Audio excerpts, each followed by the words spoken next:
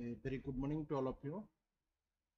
So we'll start the class, and today we'll covering the penicillins chapters or beta-lactam antibiotics.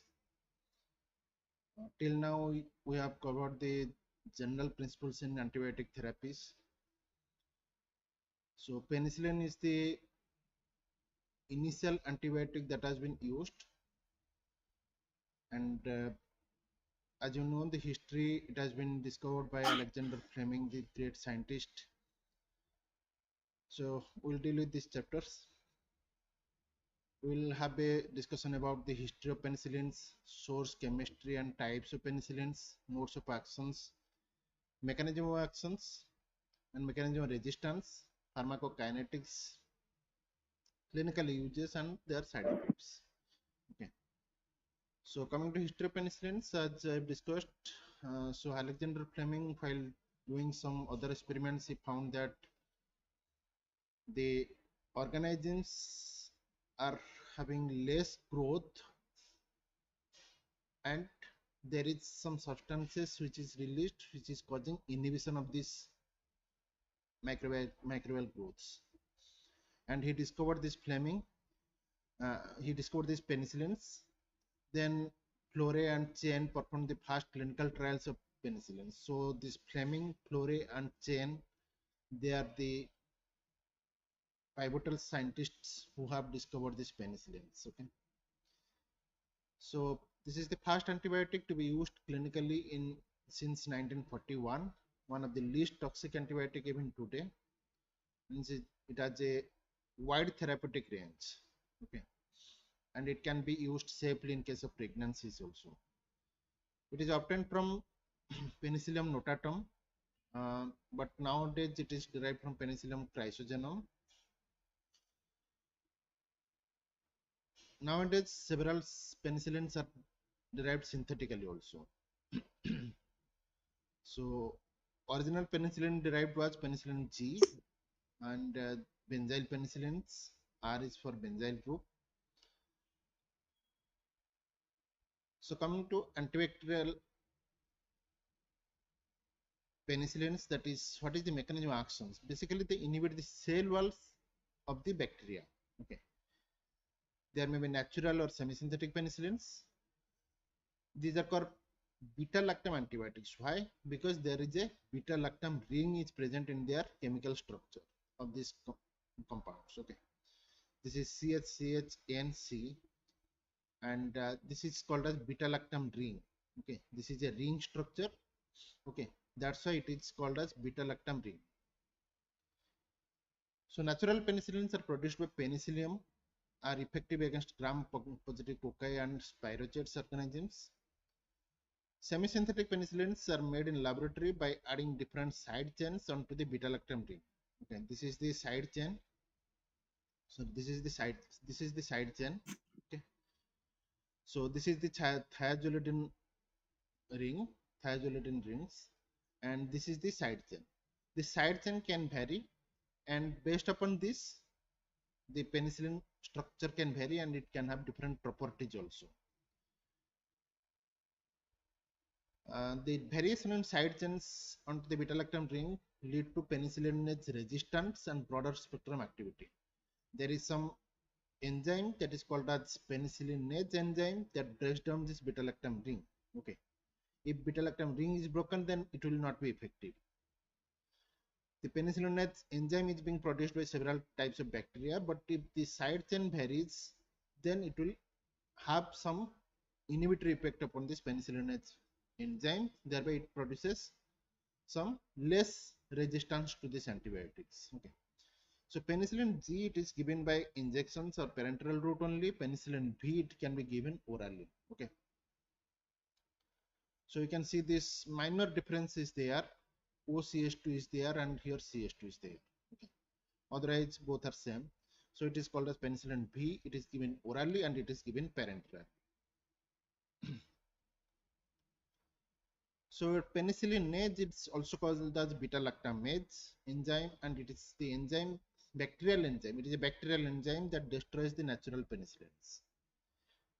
And there are penicillinase resistant penicillins like methicillin, and oxacillin and naphthalene. Okay.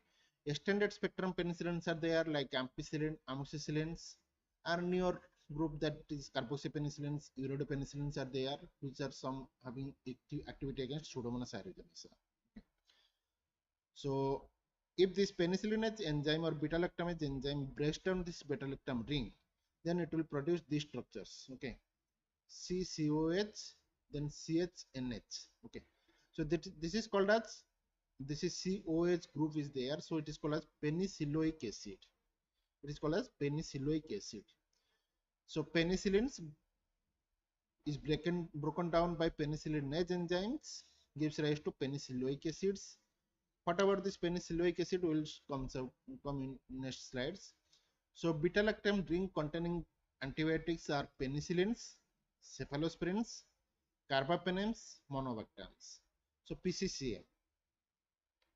PCCM is the acronym you can remember, that beta lactam ring containing antibiotics, penicillins, cephalosporins, carbapenem, and monobactams.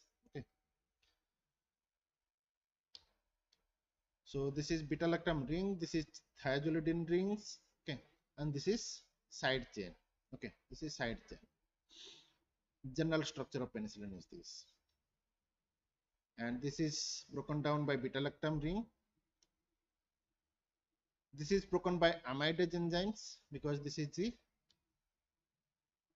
CN, it's amide structure, so it is broken down by amidase enzymes. So this is the active material, raw material for other penicillins.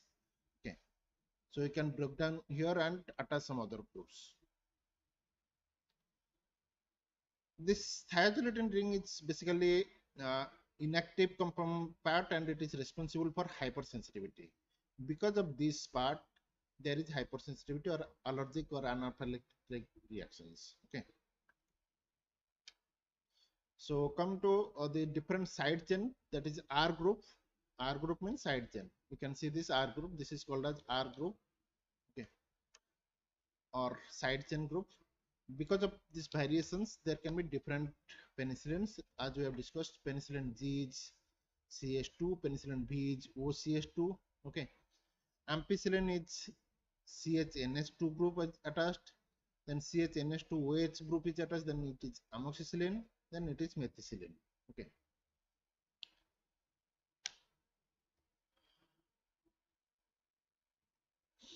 So comes to beta lactam ring, it is broken down by penicillinase enzymes and by gastric acid also. That's why it cannot be taken orally, that is penicillin G cannot be taken orally. Okay. It can be broken down by gastric acid enzymes. So resultant product is penicilloic acid, and which has no antibacterial activity but acts as an antigenic determinant or major determinant for antigenicity. Penicillinic acid. Penicillins are available as different salts, sodium penicillins, benzathine sodium penicillins, potassium salts are there. Okay. So amine salts such as procaine or benzathine penicillins are also there. Means procaine penicillin or benzathine penicillins contain amine salts, ammonium salts. Okay. So comes to mechanism of actions, they are unique. They don't have bacteria are unique because they don't have osmotic regulating mechanisms. Okay, means if there is some pore in the cell wall, then they cannot have some mechanism to prevent this influx or outflux of these compounds. Okay, so outside water can enter inside, or inside content can come outside. So they don't have osmotic regulating mechanisms. That's why cell wall controls the osmotic changes. If cell wall is intact, then bacteria can have life. Otherwise, it will die. Cell wall is composed of peptidoglycans, cross-linked by peptide chains, and the cross-linking is between a NAM and NAG group, that is N-acetyl muramic acid, N-acetyl glucosamine, that is a long alternative chains are there. We'll see the structure. This is cross-linked by a pentaglycine cross bridge. Okay, we'll see the structure in the next slide. So there is NAM and NAG structures are there. It is cross-linked by pentaglycine cross bridge. Let's see this. So you can see this picture. So GMG, GM, GM, GM. What is this? This is N-acetyl muramic acid, N-acetyl glucosamine. N-acylated muramic acid and glucosamine alternatively. Okay. Along with this, there is a 5-chain amino acid is attached. This is alanine, glucosamine, L-lysine, D-alanine, D-alanine. Okay. L-alanine, D-glucosamine, L-lysine, D-alanine, D-alanine. Okay. This is the 5 amino acids chain is attached here. Along with this L-lysine, there is 5 amino acid structure, that is glycine. 5 number of molecules are attached to it. What happens? There is a transpeptidation reaction, means cross-linking between these chains. This is a chain, this is a chain. This chain, 2 chains should be attached or interlinked. How this get interlinked? These are get interlinked by this glycine, pentaglycine cross bridge I have told you. So this is pentaglycine molecules, 5 glycine molecules are there, and they are attached by, they are attached by this D-alanine of the next one. Okay, this glycine part will attach with the D-alanine. Here is a cross mark you can see. So glycine, pentaglycine will attach with the D-alanine part. Okay, so this structure is pentaglycine cross bridge. Thereby these 2 chains are interlinked. Okay, this is called peptidation reactions. Okay, this is called peptidation reactions, and this occurs through transpeptidase enzymes. Okay, this is a chain, this is a chain. These 2 side chains will interact or interlink by transpeptidase enzymes. Okay, so this transpeptidase enzyme is being inhibited by beta-lactam antibiotics. So beta-lactams binds this transpeptidase enzyme of the bacteria. Thereby it inhibits the interlinking of the cell wall glycoproteins or glycopeptides. Okay. Beta-lactams bind this transpeptidase at the penicillin binding protein site. Means transpeptidase enzyme has some binding site to this binding site. This is called penicillin binding proteins, PBP.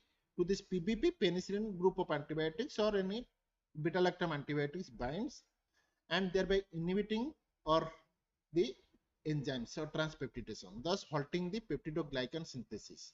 So peptidoglycan synthesis will halt, so cell wall will have some breakage. Okay, so comes to the structure. So this is the peptidoglycan layer in the cell wall. Okay, this is the cytoplasmic membrane. As you know, this is a double layer, to lipid and protein layers, bilipid layer of cytoplasmic membrane. Sometimes there is a outer membrane is present. This is called as outer membrane. This is mainly present in gram-negative bacteria. Okay, in gram-positive bacteria, mainly this cytoplasmic membrane, and over this is a peptidoglycan. This is in below that there will be cytoplasm and nucleus will be there. So this is peptidoglycan layer. It is present in between this outer membrane and cytoplasmic membrane in gram-negative structures, and in gram-positive this will be the outermost layer. Okay, the thing is that the gram-positive have a very thick peptidoglycan because it is the outermost layer, and gram-negative will have very thin peptidoglycan layers. Okay, because they have some outer membrane. So this is called cell wall, and this is called periplasmic space. Okay, so let's see the gram-positive and negative. So cross bridging is transpeptidation reactions, already we have discussed. So transpeptidase and related proteins, that is penicillin binding proteins, are used for making cross linkage. Cross linking provides stability and strength to the peptidoglycan layer. Okay, if cross linking will not be present or it will be inhibited, then there will be porosity in the cell walls and it will lead to osmotic changes. There will be no osmotic changes, so there will be influx of the outer liquids inside the cell, and cell will swell and burst. Bacterial cell will burst. So beta-lactams inhibits the transpeptidase, leading to inhibition of the transpeptidation or cross-linking. This damages the cross-linking, weakens the cell wall, swelling of the cell due to endosmosis, bacterial membrane bursts, bacterial lysis occurs. So these are bactericidal mostly. Okay.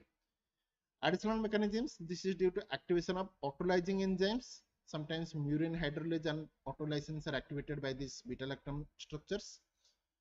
And this is more lethal during active multiplication of the bacteria. Okay.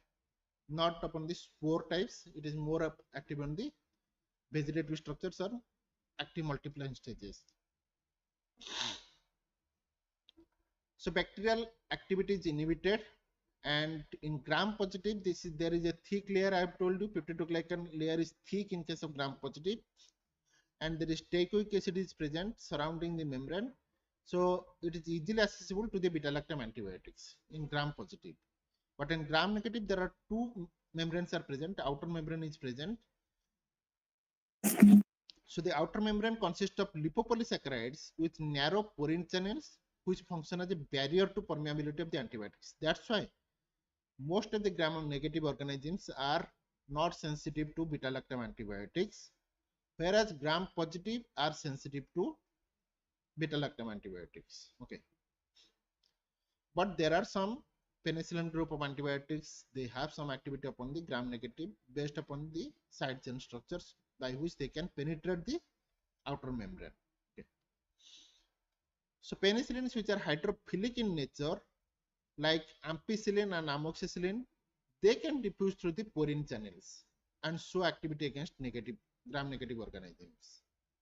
Pseudomonas lacks porins, so due to which even ampicillin and amoxicillin cannot act against them. So in the outer membrane layer, there will be some proteins like porins by which the antibiotics can diffuse through. Okay, active transport mechanisms. But Pseudomonas lacks these porine proteins. That's why ampicillin and amoxicillin cannot act against them. Aminoglycosides, in addition, has additional effect with this. Aminoglycosides are basically protein synthesis inhibitors, but they have synergistic action with penicillins. One is penicillins are breaking the cell wall, aminoglycoside is inhibiting this protein synthesis. Thereby, they have synergistic actions. How the resistance occurs to the penicillins? Most of the organisms nowadays are resistant to penicillin group of antibiotics.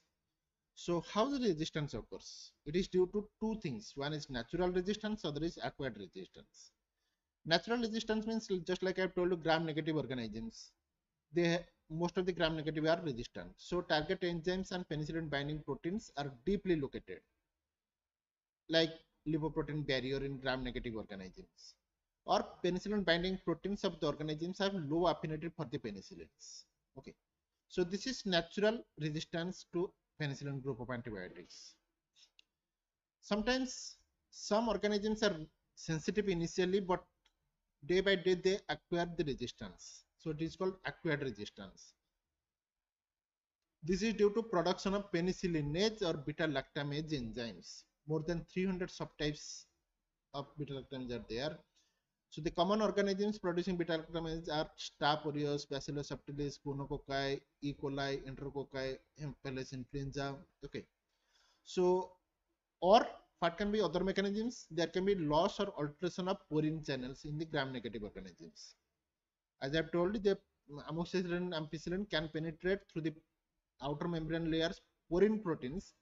This porine channel can be altered so that the organisms can be resistant. Okay.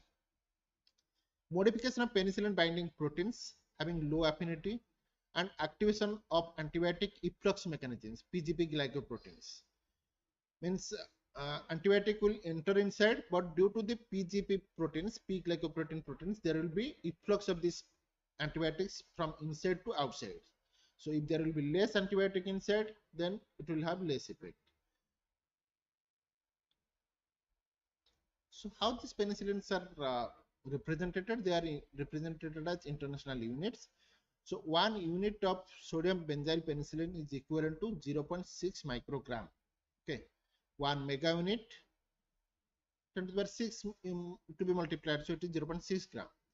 1 gram is equivalent to 1.6 million units. Okay.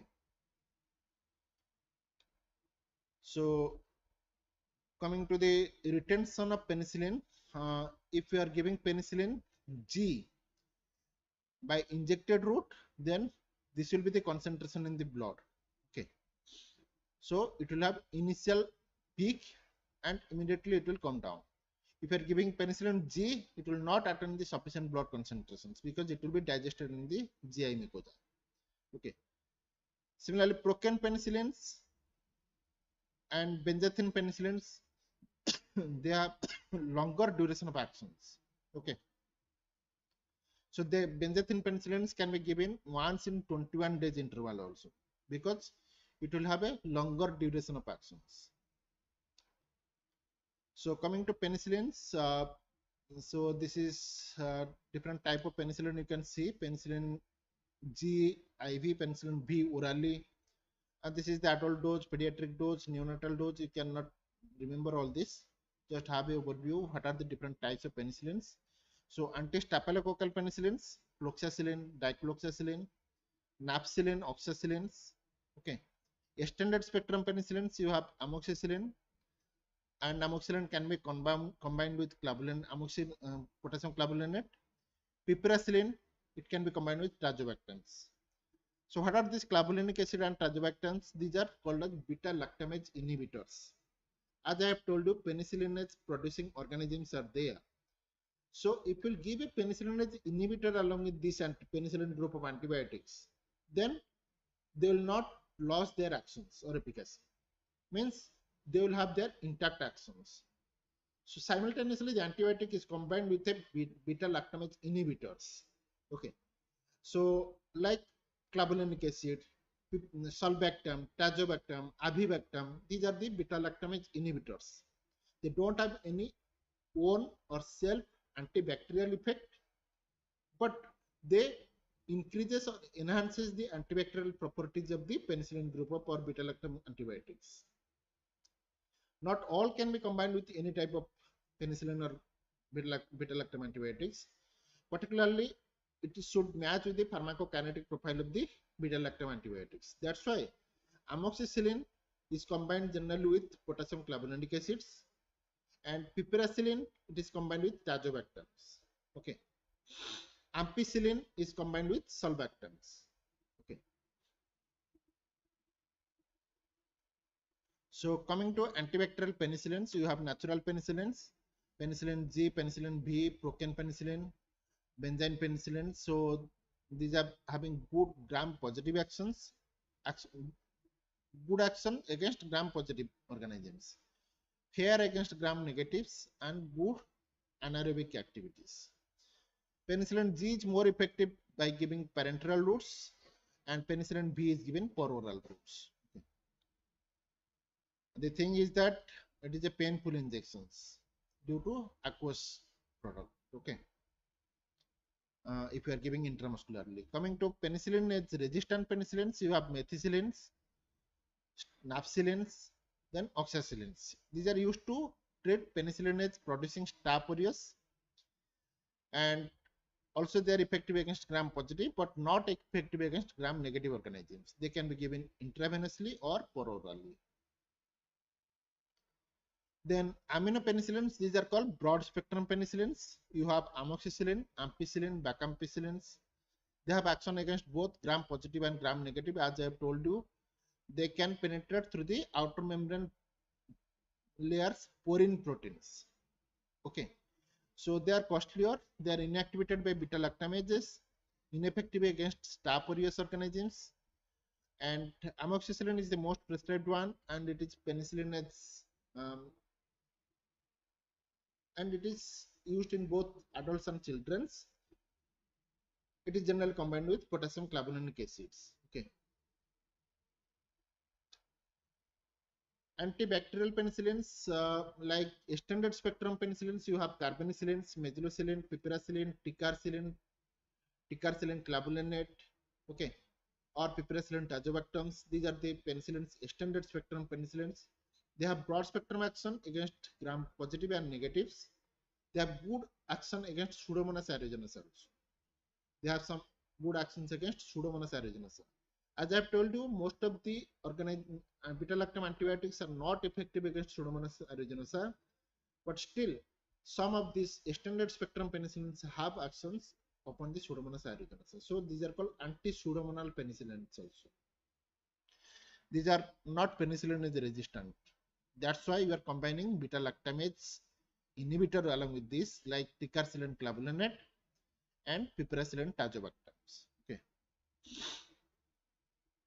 Coming to their side effects or adverse effects, in general they can have your nausea, GI side effects, nausea, vomiting, or acidity, peptic ulcer disease can be aggravated. Okay. Otherwise, the most important side effect is hypersensitivity reactions. It is including anaphylactic type of reactions. Okay.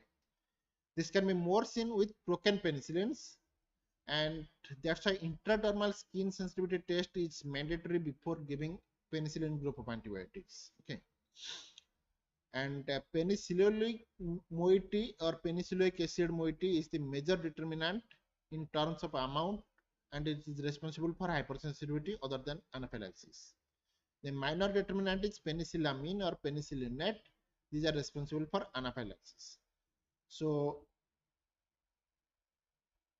the penicilloic moiety or major determinant results from the reaction of beta-lactam ring with endogenous proteins, and beta-lactam ring spontaneously opens into the body, forming hapten protein complex, most abundant but not necessarily immunogenic. So the thing is that beta-lactam ring is broken down by the penicillin enzymes or by some gastric acids into some derivatives, and these are called penicilloic acids or penicilloic compounds. The penicilloic moiety is the antigenic, having antigenic property, and based upon the inactive these are inactive ingredients. Based upon this penicilloic moiety, it can have major antigenicity or minor antigenicity. Okay. So accordingly, there will be variation in allergy type of reactions. So you have to perform a hypersensitivity testing before penicillin administrations. Okay. So like this, you have to administer intradermally the penicillin injections and mark a structure by a pen and wait for some minutes, few minutes. If it is enlarging more than 1 centimeters area, then you have some hypersensitivity reactions. So you should not administer this drug. Okay. You can see if it is having a flare up reactions, then that means the patient is having allergy to this product.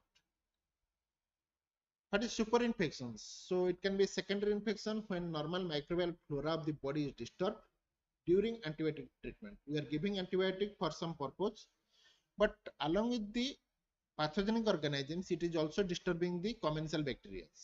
Okay. So thereby the commensal bacteria or good organisms, anaerobic organisms, or these are also disturbed, and they lead to several superadded infections. Like it can happen in mouth. It cannot limited to this beta-lactam antibiotics. It can occur with any other group of antibiotics also, and it can be more precipitated if the patient is having some immunosuppressive disorders. Okay, or some cancer-like conditions, or some like HIV-like infections. Okay, so it can be occurring in the mouth, respiratory tract, GI tract, genitourinary systems, or skins. Usually it occurs due to fungal infections, or it can be type of pseudomembranous colitis. If you are giving the ampicillin or amoxicillin in a longer period of times, then GI flora will be altered, and it will lead to pseudomembranous colitis like conditions due to Clostridium difficile organisms more growth. Okay, Clostridium difficile is being inhibited by the commensal bacterials, but if commensal bacteria are inhibited, then Clostridium difficile growth will be more, and it will lead to pseudomembranous colitis like conditions. Okay, so this is antibiotic induced infections. The treatment for pseudomembranous colitis is vancomycin and metronidazoles. Okay, we'll come across later on. So there can be organ toxicity. It can lead to nephrotoxicity like methicillins. It can lead to interstitial nephritis. Increase in prothrombin time can occur, leading to bleedings. Okay, and sometimes Jarix-Hersheimer reaction can occur. It is commonly found in case of secondary syphilis treatment, Syphilis, till now the major treatment option or drug of choice is penicillin group of drugs. Okay, but though syphilis is not found nowadays uh, prevalently, so it is, but in previous years it is being treated with penicillin group of antibiotics, and it is a common reaction that has been found. So it is due to release of spirochetal lytic products, which are heat stable proteins and endotoxins.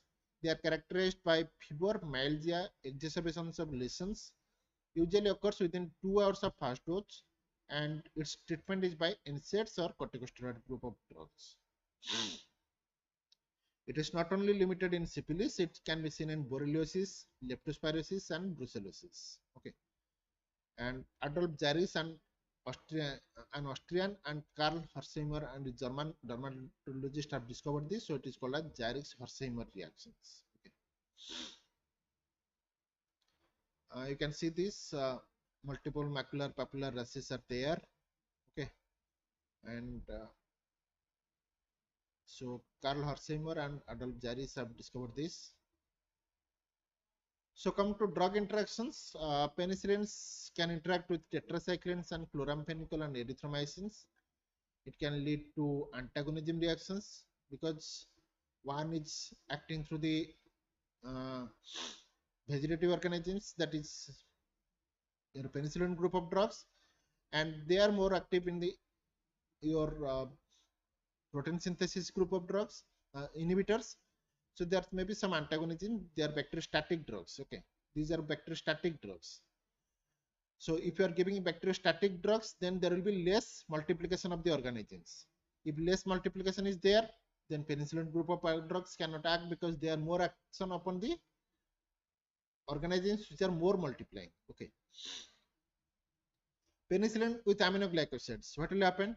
I have already told you. Both are bactericidal drugs. Okay. So they have synergistic actions. Okay. Penicillin and aminoglycosides are penicillin with hydrocortisone should not be used in same syringe because there will be some chemical interactions. Coming to ampicillin with allopurinol, it should not be administered simultaneously because there will be higher allergic type of reactions. So high incidence of non-urticarial maculopapular rashes will be there. Allopurinol is a group of drug used in case of gout. Okay. Penicillin with probenecid, you must have read it in general pharmacology, so it is a beneficial drug interactions. So it prolongs the action of penicillin by decreasing its tubular secretions. Okay. Coming to clinical uses, so penicillins can be given by single IM injections of benzathine penicillin, that is 1.2 million units, is effective against treatment of beta hemolytic streptococcal pharyngitis. And for this purpose, it is generally given as a preventive therapy in case of acute rheumatic fevers. Acute rheumatic fever is due to the growth of these streptococcal organisms in the pharynx, and later on the antigens circulates in the body and lead to antigen antibody complex reactions that leads to joint pain and heart disease conditions. Okay, so acute rheumatic fever conditions, benzathine penicillin is given as a preventive therapy. So it is given intramuscularly once in every 3 to 4 weeks. As I have told you, it has a longer duration of action. I have shown you the graph. So it is a longer duration of action. It prevents reinfections. Okay. It can be given 2.4 million units. IM once a week for 1 to 3 weeks is effective against treatment of syphilis also. It can be given in syphilis treatment also. Coming to penicillin resistant to staph beta-lactamase. So infection caused by beta-lactamase producing staphylococci, and in this case it can be the drugs can be used like dicloxacillins because it has penicillinase resistance properties. Dicloxacillin, oxacillins, they have penicillinase resistant properties, so that can be used in penicillinase producing staph aureus organisms. I mean, to extended spectrum penicillins like ampicillin and amoxicillin, they are most active of the oral beta-lactam antibiotics against pneumococci. So for pneumococci, these are the preferred drugs, Ampicillin is also can be used for shigellosis or gram-negative organisms. Carbapenicillin and ticarcillin can be used for Pseudomonas aeruginosa organisms. Piperacillin can be used for Klebsiella and Pseudomonas organisms also. Okay. So coming to the general uses, so it can be used in acute rheumatic fever, save subacute bacterial endocarditis. Okay, it is due to streptococcal viridans organisms. Gonorrhea, it is due to Neisseria gonorrhea organisms, so it can be used in this treatment also. But nowadays, your azithromycin single dose is also being given in gonorrhea treatment also. Syphilis, still penicillins are the drug of choice. 1.2 million unit token penicillin for 12 days or 2.4 million unit benzathine penicillins. Leptospirosis or Wells disease, it can be used. Actinomycosis, listeriosis, Lyme disease, anthrax, rat bite fever, erysipelas, gingivostomatitis, all these conditions, penicillins are some drug of choice till now also. Diphtheria, tetanus, gas gangrene, Clostridium perfringens, all these conditions it can be used.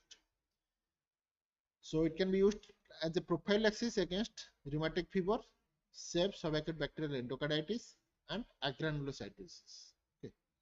So these are the uses. So this is all about your penicillin group of antibiotics. I have already told you about the beta lactamase inhibitors. Okay. So apart from this, there are some other group of antibiotics. Those also contains the beta lactam rings like your cephalosporins, carbapenems, and monobactams. These will be dealt in later classes. Okay. So this is about penicillin group of antibiotics. Thank you.